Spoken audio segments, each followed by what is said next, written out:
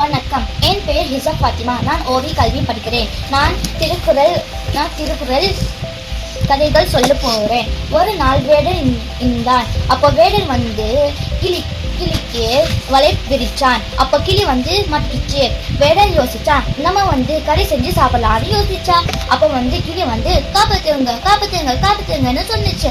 அப்போதான் தாத்தா வந்தாரு.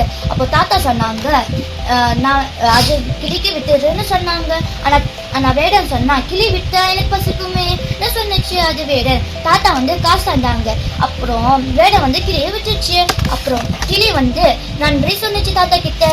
தாத்தா சொன்னாங்க, நான் ஒரு பாடத்தை சொல்லி தருவான்னு சொன்னிச்சு. யாராச்சும் தானியங்கள் போட்டா சாப்பிடக்கூடாதுன்னு சொன்னிச்சு அது தாத்தா.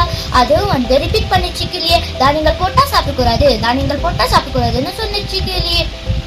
திரும்பியும் ஒரு நாள் வேடன் வந்துச்சு. வலை போட்டு விரிச்சா. ஆனா திரும்பி வரல கிளி. திரும்பி ஒரு நாள் வேடன் வந்துச்சு, வலை போட்டா. ஆனா திரும்பி அது வரல. அப்புறம் வேடன் யோசிச்சா, அது கிளி வராது, நம்ம வேலை பறவைகளுக்கு போடலான்னு யோசிச்சா. அப்போ போட்டா கிளி மாட்டிக்கிச்சு. நம்ம எல்லாம் சுத்தி இருக்காங்க நல்லா படிச்சிருக்காங்க, ஆனா பொருள் தெரியாம இருக்காங்க. அதே மாதிரி கிளி தாத்தா சொல்ல மாதிரியே நல்லா படிச்சிருக்கா, ஆனா பொருள் தெரியாம இருக்காங்க. அதே மாதிரி நம்மவும் நல்லா படிப்போம், ஆனா பொருள் தெரியாம இருக்கும். அது இத்திருக்குறள் கற்க கசட கற்றவை கற்றவை நிற்க அதற்க தருக என்று கூறினார். நன்றி.